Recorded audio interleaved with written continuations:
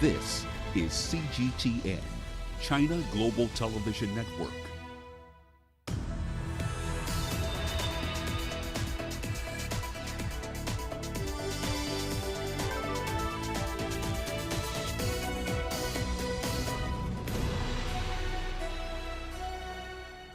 Hello there and welcome to Global Business Africa. We'll be giving you insight into Africa's business and financial markets. I'm Uche Okoronkwo, coming to you from Kenya's capital, Nairobi. Let's start with a look at the markets. Now, a rebound in market sentiment continued today, with world shares set for their biggest two-day jump since November last year. We saw investors becoming less concerned about the Omicron variant. Most emerging markets stocks rose today, with MSCI's index of emerging market stocks gaining 0.4% on the day. South Africa's JSE up 2%. Investors are waiting for a new catalyst to provide direction. Meanwhile, Egypt's blue chip index, the EGX30, retreated 0.8% as we saw Fori, which is a leading digital and e-payment platform in the country, fall over 6% on the day. Now, also coming up on today's show. South Africa to pursue land expropriation without compensation through alternative means. And it's all set for Tanzania's 60th independence anniversary celebrations on Thursday. And we meet the Nigerian duo that is sculpting cultural artifacts into beautiful pieces of jewelry. Well, tonight we start off the show in South Africa, where lawmakers on Tuesday rejected a bid to allow the government to expropriate land without compensation. It was supposed to have been a way to address past injustices. The proposed law failed to garner the required two-thirds majority in the 400-seat parliament. 204 lawmakers voted in favor and 145 against. Now, according to figures cited by President Cyril Ramaphosa, whites, who make up 8% of the population, possess about 72% of farms. Less than 10% is in the hands of black people, who make up 4/5 of the population. Now, the ruling African National Congress noted that the bill had sought to address crime against the African majority. However, this argument was shot down by the Democratic Alliance, which contended that the proposal violated property rights and created uncertainty. However, the government was not concerned, saying it will turn to alternative legislation in order to redistribute land. We are currently having majority in parliament, so we are going to use our majority to go through the expropriation bill, which is currently before parliament, the redistribution bill that the Department of Rural Development is currently developing, and already we have the land court bill, which is in parliament, which are all instruments aimed to resolve this challenge of land reform. So that is what we're going to do. It's a constitutional debate which needed a higher threshold, two-thirds majority for it to go through, because we wanted to amend the constitution. But to pass the expropriation bill, we don't need the higher threshold of two-thirds. We need a simple majority, which as the governing party we have. Well, let's now get the latest on this from Angelo Coppola. He joins us in Johannesburg.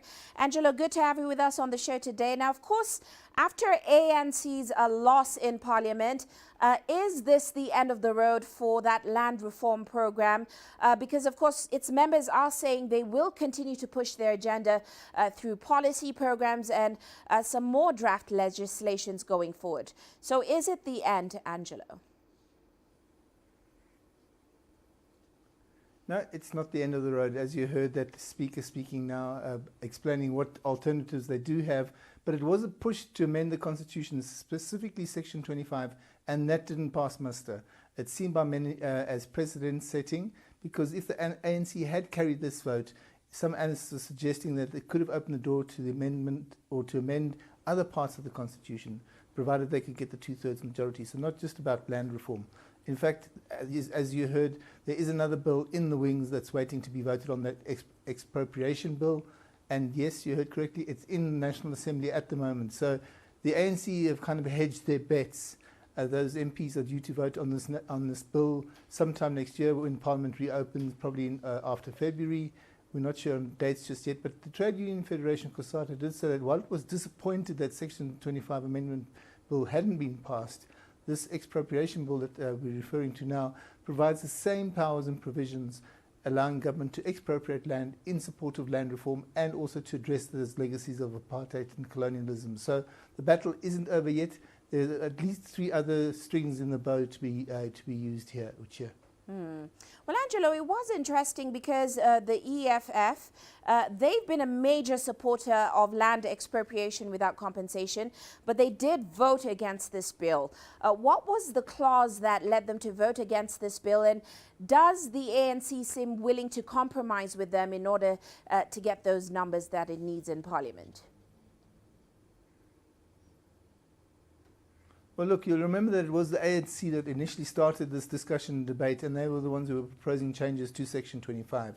The ANC then jumped on that particular bandwagon and attempted to steer it in the direction that suited them. The big sticking point was about who the expropriated land would be managed by. The EFF has always maintained that the state should be the custodian of all land in the country and that there shouldn't be any compensation. The ANC, on the other hand, have shied away from nationalisation of any kind, and that includes managing expropriated land. They've also suggested that there should be fair compensation for any land that is expropriated. It seems that this difference of opinion and positioning will probably remain in place. We haven't had any official word yet from the ANC caucus in Parliament on the matter, but that's soon to follow, and it's probably going to follow the party line, which is expropriation without compensation isn't an option. Of course, bear in mind that the narrowly defined bill that they're talking about, that expropriation bill, is a lot tighter and a lot likelier to be passed because it doesn't need a 2/3 majority. It simply needs a majority, and the ANC have that majority in the House. Uche. Now, of course, many view yesterday's loss as a major blow for ANC. How much of an impact does it have on confidence in the ruling ANC party and, of course, its leader, President Ramaphosa's development agenda? Well, Uche, what has been a slap in the face here is not all the ANC MPs, members of Parliament, voted according to the party line. We know that the ANC has a 230-seat majority in the House, which means 230 votes, and it needed at least 267 votes to pass the bill. In the end, they only got 204, so that leaves 26 votes that went missing from the ANC benches, which could be interpreted as the faction that was voting the other way. Will it hurt Ramaphosa's development agenda? Well, probably not, provided he shows some movement in redistributing the significant amount of land that the government currently owns, and they own a significant portion of land as it is right now. Lots of farms, lots of public property in the cities and in the rural areas. The ANC, of course, may well wait until that expropriation bill is voted on before playing their hand. Either way, I'm told that the government still has time to do anything it wants to do before the general election in 2024. And if they do the right thing, they might even win some goodwill and maybe some votes to go with that as well, Uche. Well, many thanks for that update, Angelo. That, of course, is Angelo Coppola joining us there in Johannesburg. Well, let's stick to, or rather shift focus to South Africa's economy. A recovery there has stalled. GDP released this week showed the economy contracted by 1.5% in the third quarter. Now, the country was slowly recovering after the COVID-19 lockdowns of 2020, but it suffered a setback after civil unrest in 2 key provinces. Here's Sumitra Naidu with the details. While the latest GDP figures are disappointing, it wasn't a complete surprise. The looting and damage to property at the end of July cost the economy $3.4 billion. Hundreds of businesses were destroyed in 2 of South Africa's main provinces, KwaZulu-Natal and Gauteng. The minute the riots took place, it had an economic impact. We saw it on the spending of consumers. We saw that shock in the system. All of a sudden, car sales were down, retail sales were down, manufacturing was down, electricity sales were down. Everything was very, very negative. And many of the indicators didn't improve in August and September as much as it should have done. KwaZulu-Natal is home to the largest port in sub-Saharan Africa. The Durban port is also the busiest terminal in the region, handling over 34 million tons of cargo a year. Farming is another major industry in the province, which is why agriculture declined so sharply. Agriculture dropped to a 16-year low, down 13.6%. Agriculture is quite seasonal, so there should be a pickup, particularly during the current fourth quarter due to the planting season for the summer crops. Manufacturing also was down, and also retail sales. Those two are not surprising because they were the ones which were impacted by the July riots. 6 out of the 10 sectors in the economy showed declines in activity. Trade, manufacturing and agriculture suffered the steepest falls. Mining declined, which is unusual, I guess. But where we saw the other two big declines was what we call the trade sector, which was wholesale and retail trade. And that had a 5.5% decline. If you think about it, the warehousing and the retail places that were burnt to the ground meant that trade in that quarter was going to be negative. The manufacturing facilities that closed only opened, some of them in middle of August. Manufacturing declined 4.2%. With COVID still present and a new variant causing an increase in infections, there are concerns real growth in South Africa will take longer than expected. Power supply challenges are also hampering industries from operating effectively. The growth forecast for this year has now been dropped to between 3 and 3.8%. Sumitra Nadu, CGTN, Johannesburg, South Africa. Well, let's now turn our attention to some corporate news. I&M Group officially launched its rebranded operations in Uganda. This comes after the company successfully acquired 90% shareholding in Uganda's Orient Bank earlier this year. Now, this is all part of the company's broader strategy to expand its business by increasing its geographical footprint across the East African region. Well, let's now chat with I&M Regional Director Chris Lowe about the bank's latest acquisition, its performance this year, and of course, its outlook in the coming year. Great to have you with us on the show, Mr. Lowe. Now, you say the entry of I&M Group into the Ugandan market following your acquisition of Uganda's Orient Bank, that was the missing link towards consolidating your presence in East Africa. How so? Thank you and good evening. I&M Group is already based obviously in its home market in Kenya, Rwanda and Tanzania.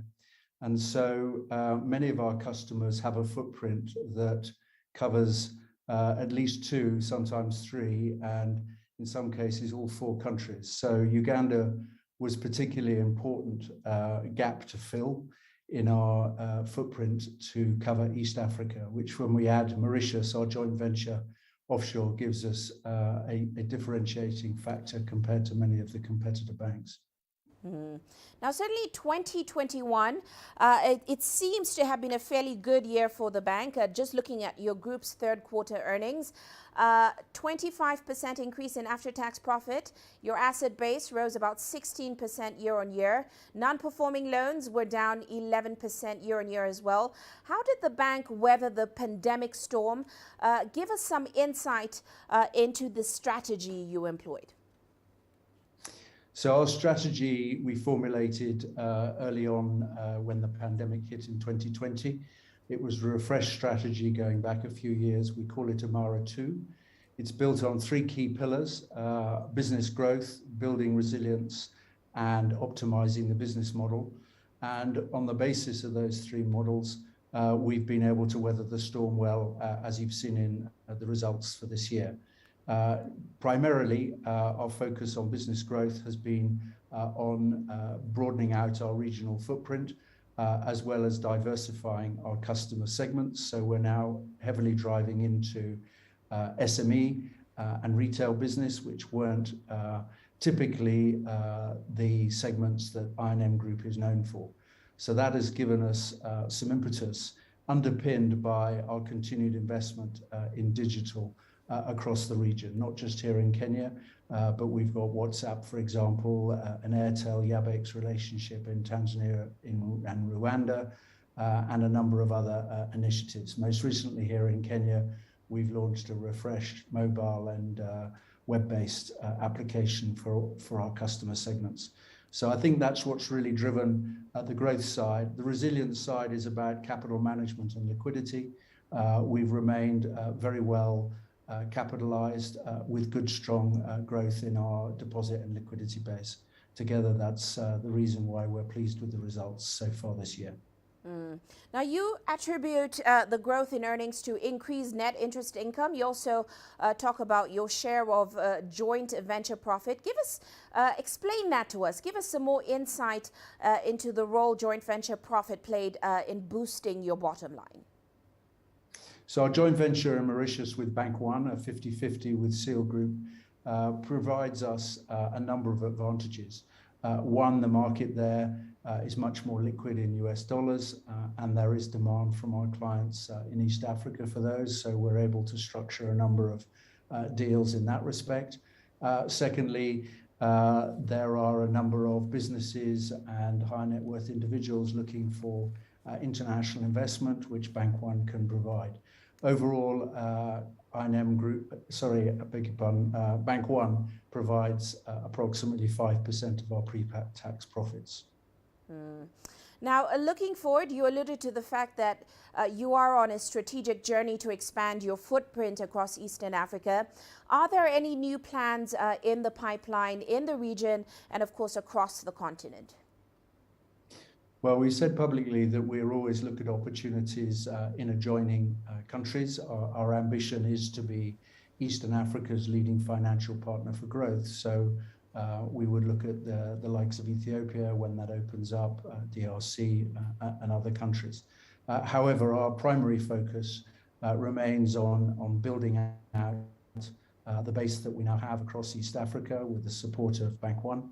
And we believe that there's a lot more upside there by focusing on our regional customers. Those are both corporates as well as SMEs involved in the supply chain and the distribution chains linked to many of those corporates. All right. Well, we'll certainly be watching Mr. Lowe. Many thanks for joining us on the show today. That is Mr. Chris Lowe. He's a regional director with I&M Bank.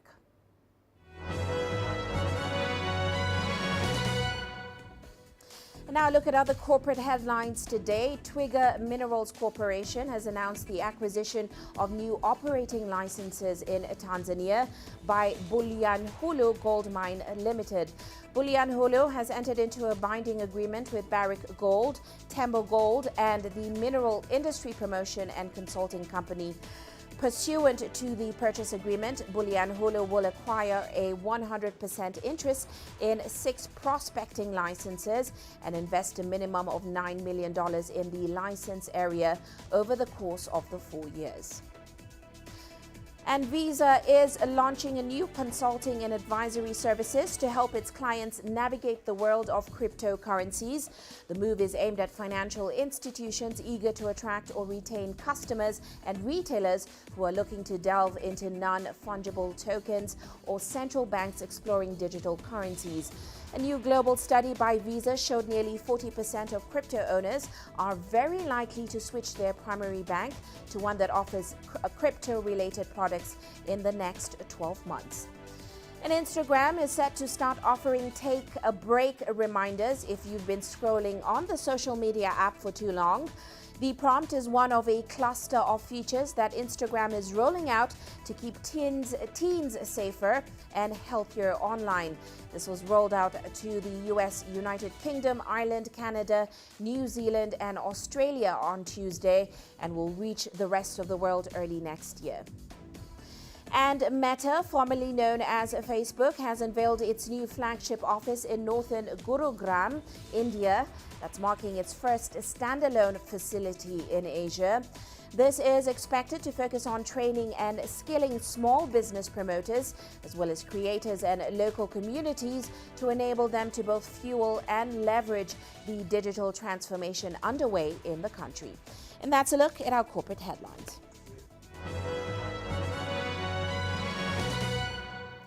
Well, we are heading into a short break now, still coming up on the show.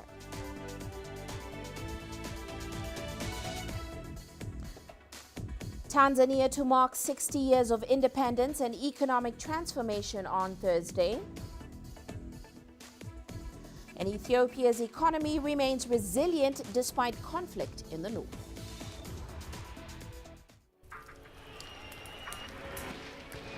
So this is it. I'm just about to be shot. A little tense here.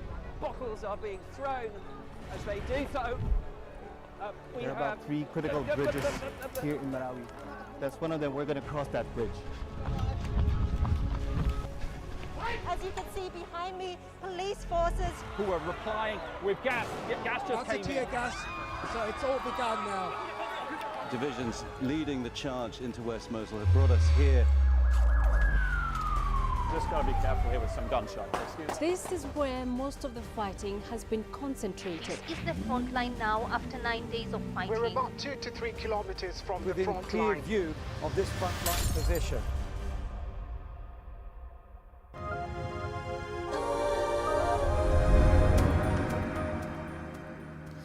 Welcome back. Now, Tanzania is set to celebrate 60 years of independence from colonial rule on Thursday. This is after 71 years of colonial administration, first under Germany and later under Britain. While the country has faced numerous socio-economic challenges, it will be celebrating strides in poverty reduction, infrastructure development, education, and improved healthcare, amongst others. The government is on a mission to transform the country into a semi-industrialized middle-income economy. Well, let's now discuss those planned celebrations further with our colleague Daniel Kijo. He joins us now in Dar es Salaam. Great to have you with us, Daniel. Now, as Tanzania prepares to mark this milestone tomorrow, what are the sentiments on the ground about where the country is at right now? Are Tanzanians in a celebratory mood today?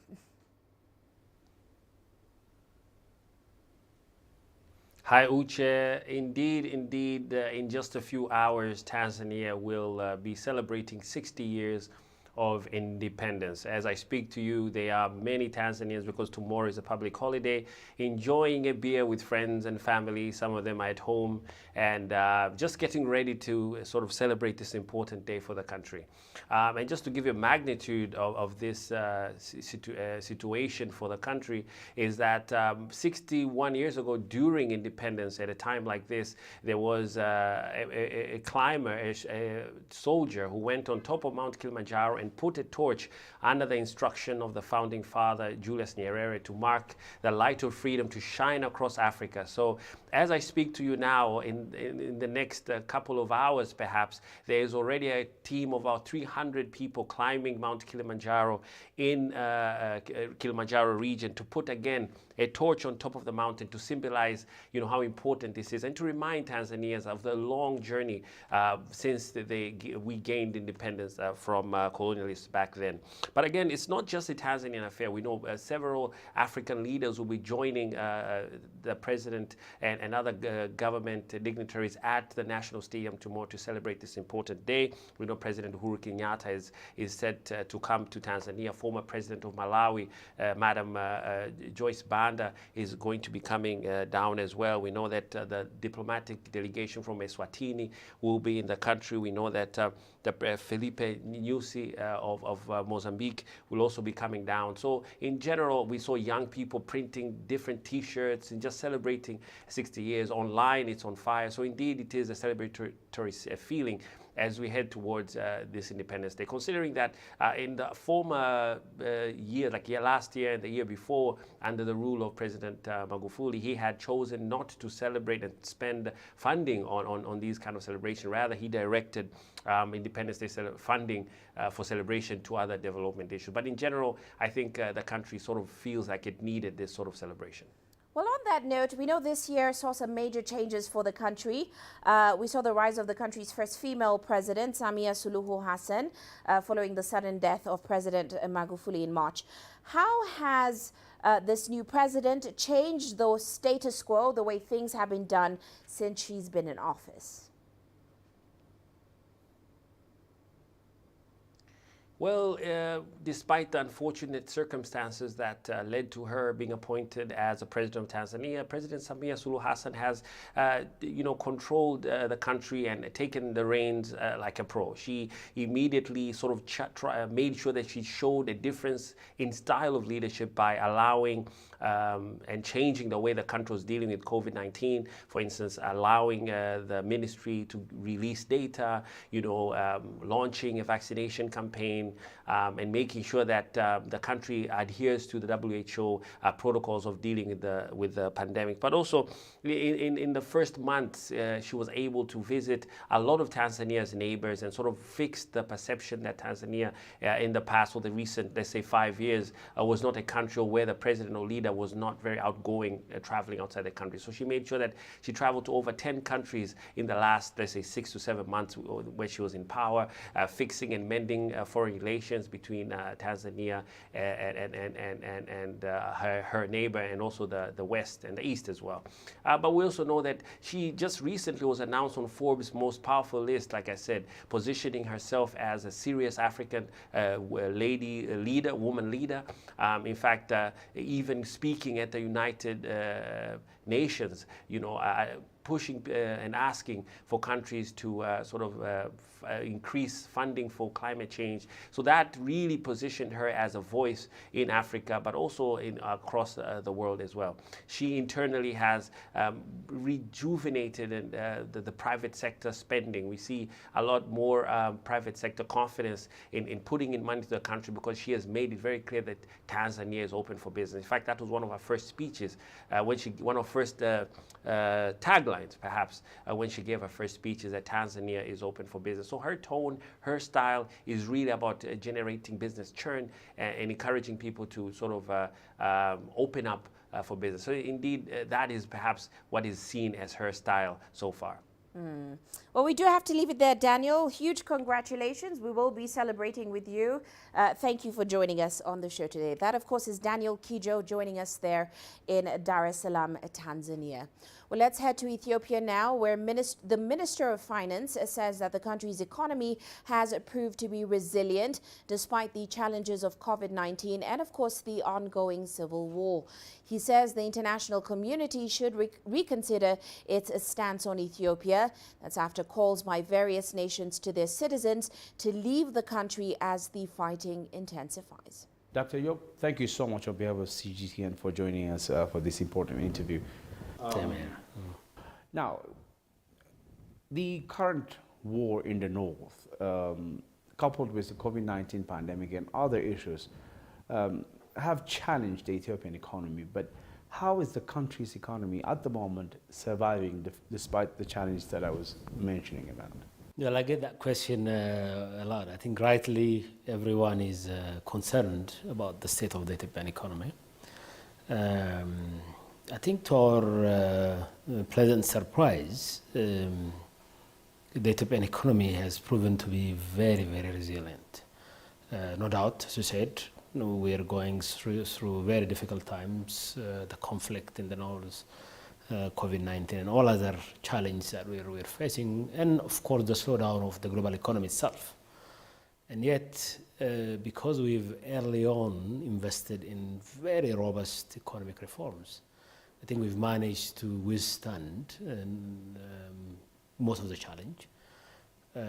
If you look at the first quarter of this fiscal year, Ethiopian fiscal year, all the macro indicators tell you that this economy has proven its resilience. Exports are growing. Our revenue performance is really robust overall, despite the challenge. Look, one region is our revenue collection. 2 of our regions are affected partially. And yet, we've managed to collect the needed revenue. But also, if you look at some other key indicators, the financial sector indicators, the harvest itself, it shows this economy is really resilient. Of course, Ethiopia's finance minister speaking there. Well, let's take a quick break now, but still to come on the show.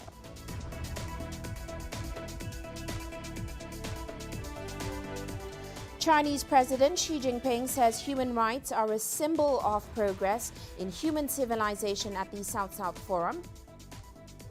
And we look at a clean energy project in South Africa by China's Longwan Power. Change is on the horizon. Through the shifting of time, Africa's emerging tech landscape is creating new channels. There's a hunger for local African content globally. Shaped by innovation, carved out by a new generation of digital entrepreneurs, sculpted by a mobile revolution, and trickling down to the most remote corners of the continent. TechSpot is seeking out the new concepts in technology, disrupting Africa's traditional sectors.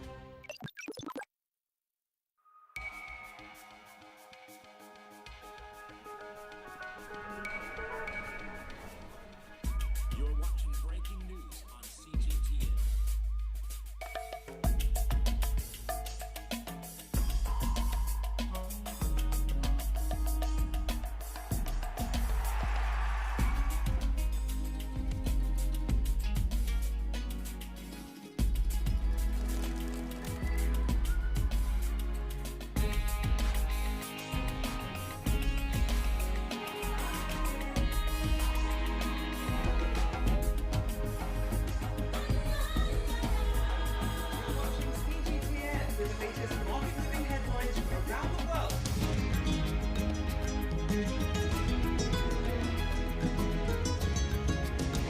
Welcome to the world today on CGTN.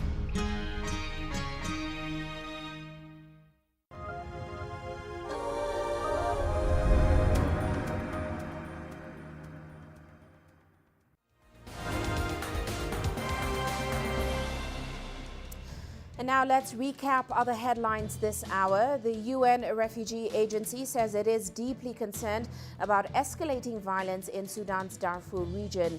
In 2021 alone, over 200 incidents have been reported in that region, leading to more displacements. The UNHCR says the nearly 10,000 people fled intercommunal fighting in the Jebel Moon locality of West Darfur state in November. Over 2,000 of them, mostly women and children, have sought refuge in Chad, with hosts more than 500,000 refugees. And still from Sudan, Chairman of the Transitional Sovereignty Council, General Abdel Fattah el-Burhan, says that the current tribal clashes in parts of Sudan have been fueled by political parties who are scrambling for positions and government appointments. He spoke at the conclusion of the annual joint training project for the army units. He promised to bring to justice the perpetrators of those clashes. And in Burundi, investigations are underway after 38 people died in a prison fire. Vice President Prosper Bazombanza, who visited the site in the capital, Gitega, confirmed that 26 people died of injuries while 12 suffocated to death. Witnesses report that the fire began before dawn when the prisoners were still asleep and many of the victims were elderly inmates. Now, this is the second such incident at the prison, as another fire broke out in August due to an alleged electrical problem. And Nigerian health authorities are warning that vaccine hesitancy is hampering progress in the country's ongoing vaccination program. This is threatening to reverse the gains made in the nation's fight against the COVID-19 pandemic. The uptake of vaccines in the country remains pretty low despite efforts by the government to take inoculation centers closer to the public. And that's a recap of other headlines this hour.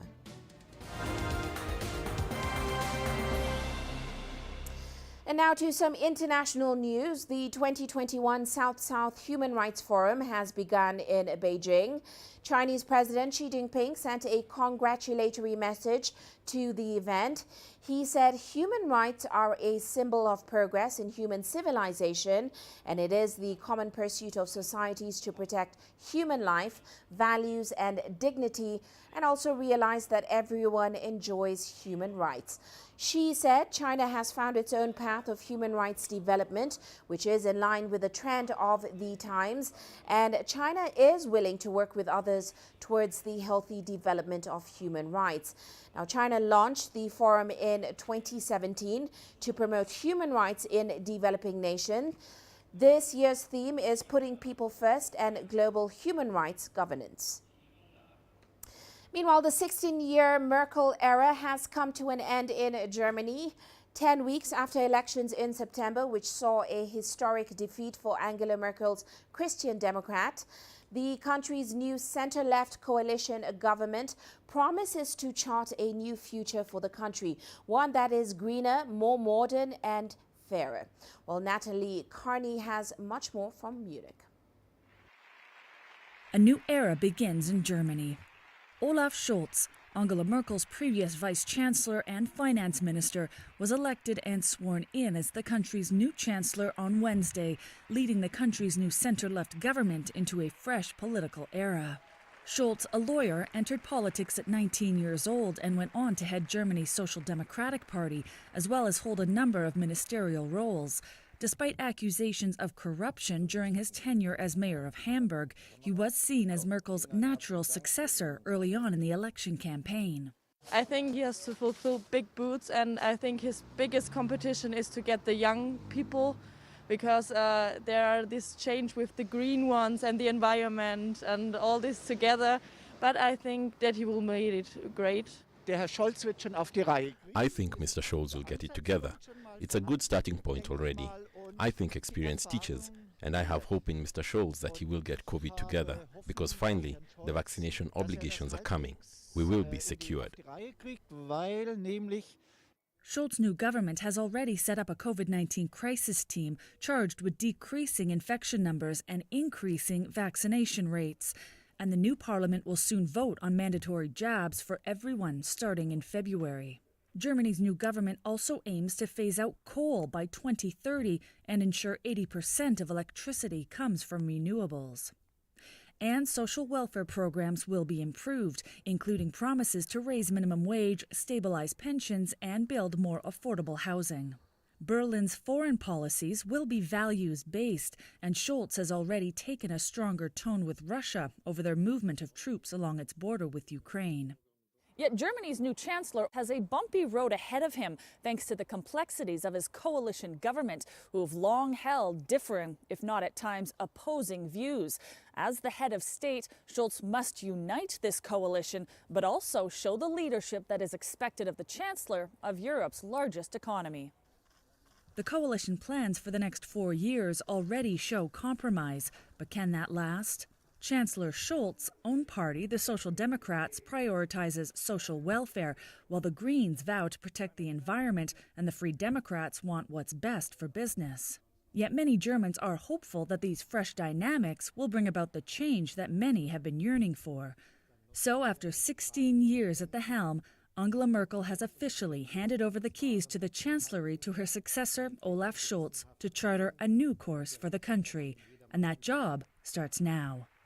Natalie Carney, CGTN in Munich. Now, Chinese mainland esports team, EDG, took the country by storm when they won the 2021 League of Legends World Championship in Iceland on November 6th. Well, they're now back in Shanghai preparing for spring next year. And our reporter Chen Tong finds out what's up next for the team. If you are a fan of esports, you must be familiar with Edward Gaming or EDG. I'm here at EDG's training center in Shanghai. After almost a month of quarantine, the team is back in town on vacation. We are lucky to interview one of the players, Zhao Lijie, now 20 years old, who turned pro when he was still a teenager 3 years ago. I doubted whether I could succeed in my professional career when I met challenges, but once we won the championship, I felt my decision to become a professional player was right. It will be EDG that are the world champions of 2021. EDG's win in the 2021 League of Legends World Championship broke records.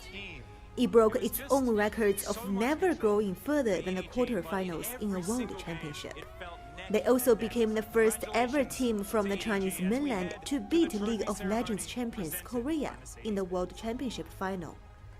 Some may believe playing online games is not difficult, but winning the World Championship title is not an easy thing. Players spend days and nights here in the training rooms. We usually go to bed at 3 a.m. and wake up at noon. Then we start training until 2 or 3 a.m. The team is expected to resume training for the next round of competitions in spring.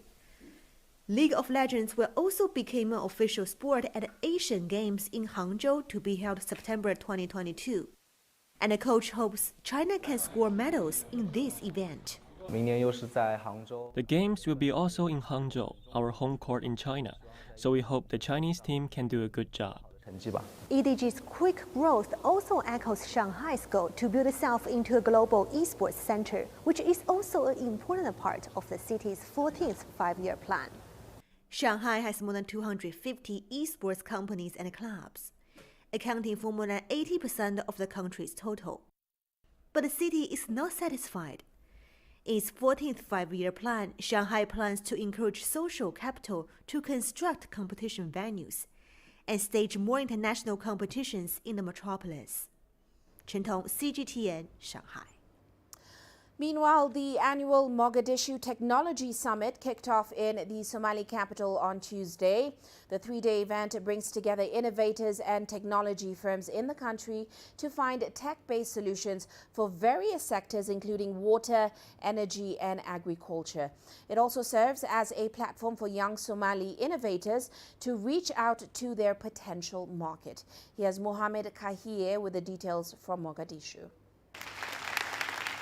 The three-day annual Tech Summit in Somali capital brought together innovators, investors as well as tech brands in the world, seeking new markets in Somalia. The organizers of the summit believe the Horn of African nation has a lot to offer. We are an innovation platform called iRise Hub. So we convene and organize this summit annually. And our aim is also to create an enabling environment for the entrepreneurs as well as the investors, so that they could see what the country offers to them and how they can really build a bridge and explore collaboration and partnership. So our role mainly is organizing, facilitating, and convening the summit. So this is our third year, and we're really looking forward to see a very productive summit. Wafi is an all-in-one online application owned by Somalia's leading telecommunications company, Hormuz. According to the operators, the tech-based service has modernized its offerings. Wafi app makes it easy for the citizens to pay their bills online, such as water, electricity, education, as well as bank transactions, such as statements. Likewise, it can also be used outside the country for international transactions, for example, for sending money, chatting, and making calls. Recap is a Somali version of digital platform Uber, which transformed its services by allowing requests made via phone calls to seek online services. Previously, we used to receive requests via calls, but now our application helps our customers to directly access in their devices to seek services and see the nearest taxi, the number plate, and the driver, who will then immediately respond at their end. Somalia has one of the cheapest internet in the world, with 1 GB of net only costing $0.5 according to a study in 2020. That's now pushing several businesses to adopt online services. Mohamed Kahir, CGTN, Mogadishu, Somalia. Now, the efforts of Chinese companies to go global in Africa gathered pace with the advent of the Belt and Road Initiative. Some Chinese companies have gone one step further by focusing on clean energy projects rather than energy-intensive ones to further China's overseas green efforts.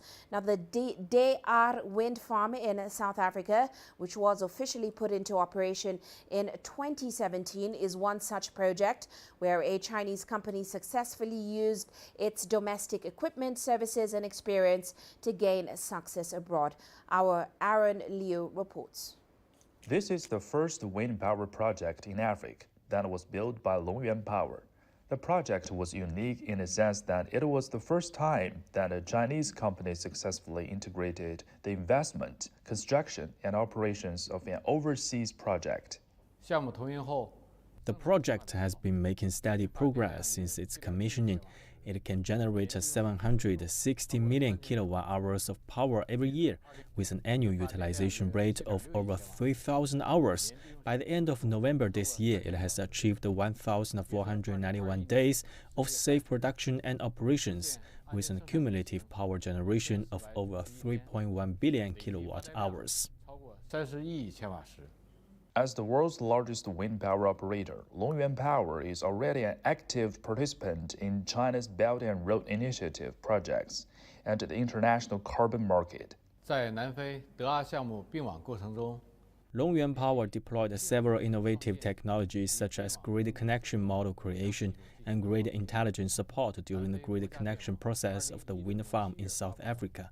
The new energy grid connection guidelines released by the South African National Grid in July 2016 are one of the most stringent norms in the world. Longyuan Power, together with wind turbine manufacturers, formed a technical research team and spent a year to establish an accurate model for wind turbines and wind farms to achieve intelligent responses and active support to the grid and avoid grid accidents, which is a worldwide challenge for wind farm modeling and intelligent control.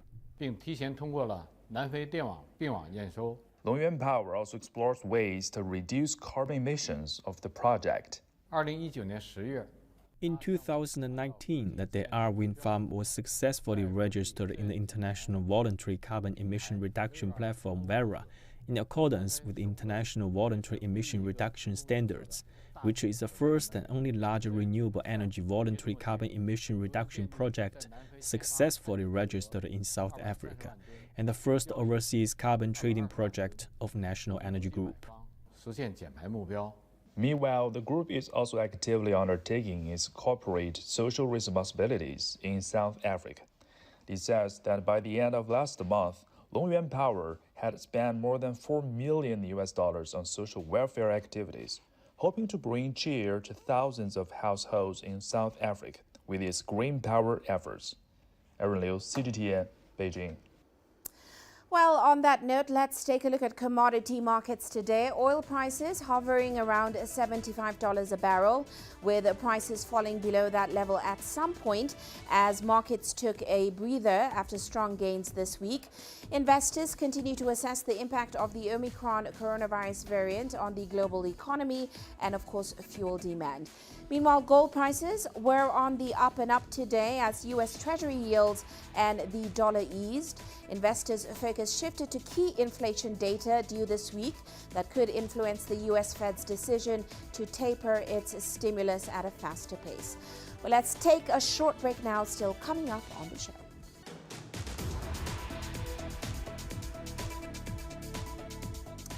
A Nigerian duo chooses cultural artifacts to maintain culture and to sell jewelry.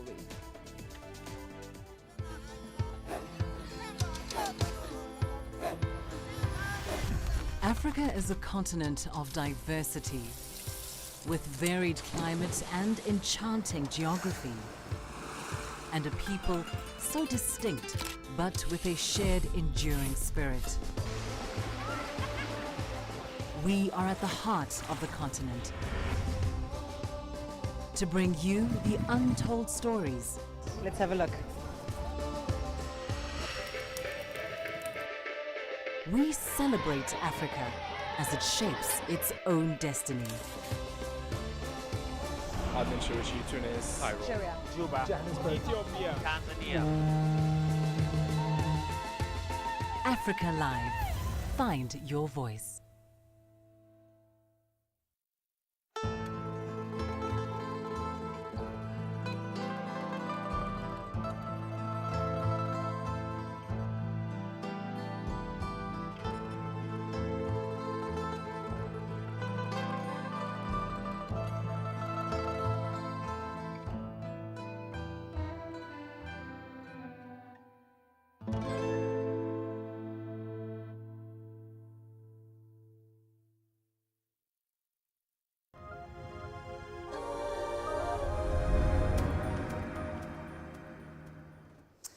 Now, Nigerian designer and entrepreneur Tosan Ide replicates artifacts such as Nigeria's famous Benin bronzes into fashion accessories.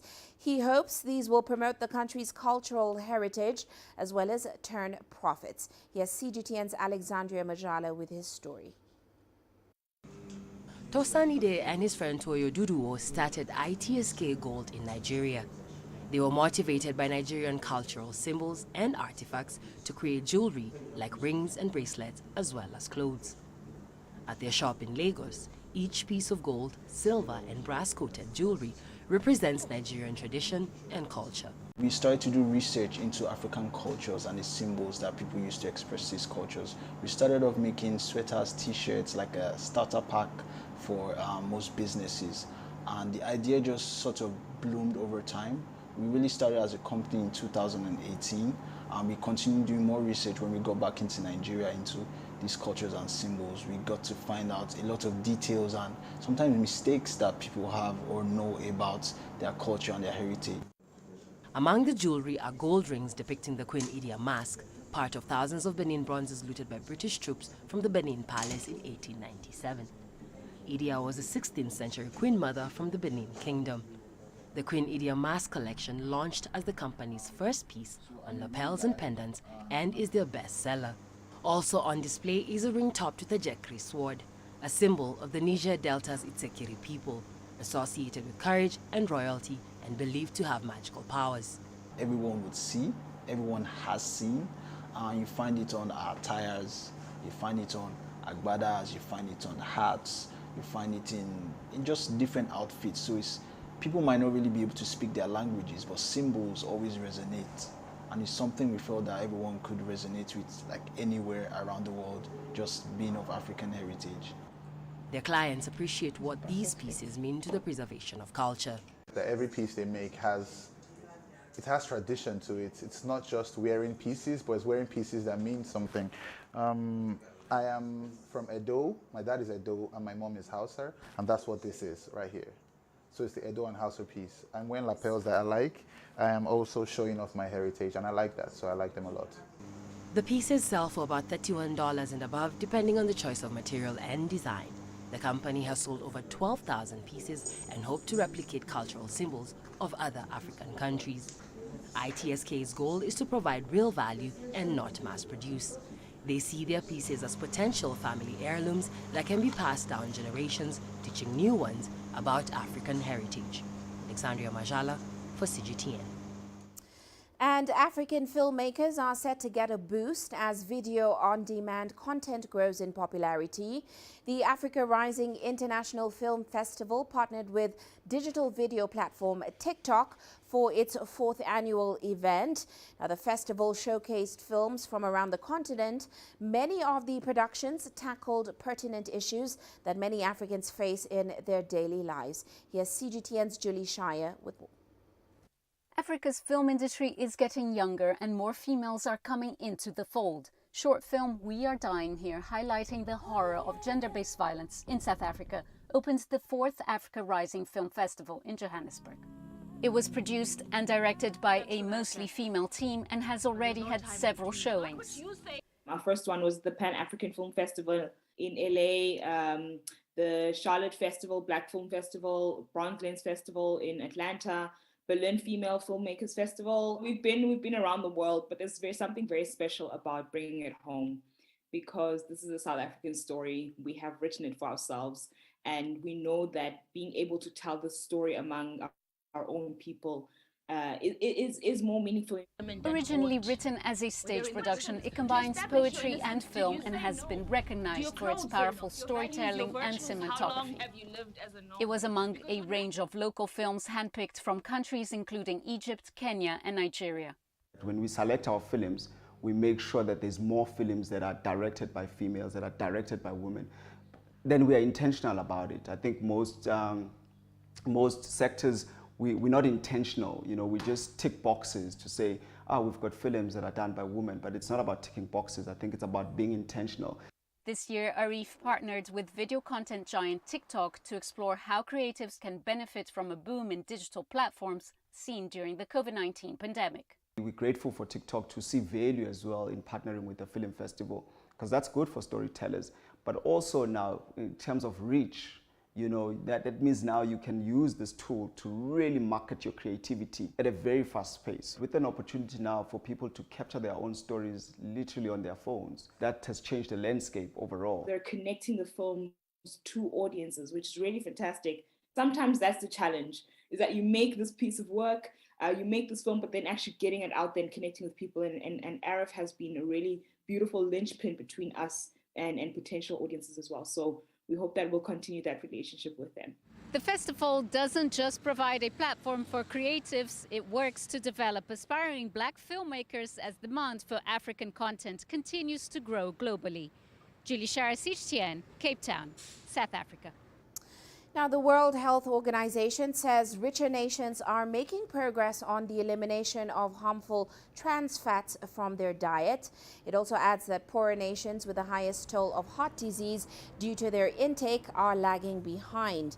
Now, linked with increased risk of heart attacks and death, trans fats are popular with makers of fried, baked and snack foods because they have a long shelf life. So far, 40 countries have adopted policies to remove industrially produced trans fats from their food supplies by 2023 in order to protect more than 1.4 billion people. This is in line with a goal set by health ministers in May 2018. We can eliminate this unhealthy fats and replace them with healthy oils. And this would lead to saving about 500,000 deaths from cardiovascular disease every year. So WHO said, well, this is a risk factor which we can eliminate. It's a low-hanging fruit in prevention of non-communicable diseases. And we set a target for total elimination from the food supply by the year 2023. We're very close to that. Basically, we are suggesting that we're replacing the industrial trans fat with unsaturated fat. You know, usually oils that come from soy, rapeseed, different basically plant oils. Each oil is suitable to different applications. In some cases, there are special applications, and certain blends of oils are more appropriate. And before we leave you today, here's a look at Africa's currencies. South Africa's rand extending this week's gains today as signs that the Omicron variant identified locally is causing mainly mild infections, so that certainly helped to support risk appetite. Also supporting a sentiment today is the fact that a proposal to change the constitution on explicitly allow expropriation of land with no compensation, that failed to win sufficient votes in a parliament. Meanwhile, Kenya shilling extending losses this week after hitting a record low of 113.08 shillings per dollar on Monday. It paired those declines today, trading at around 112.85 shillings per dollar.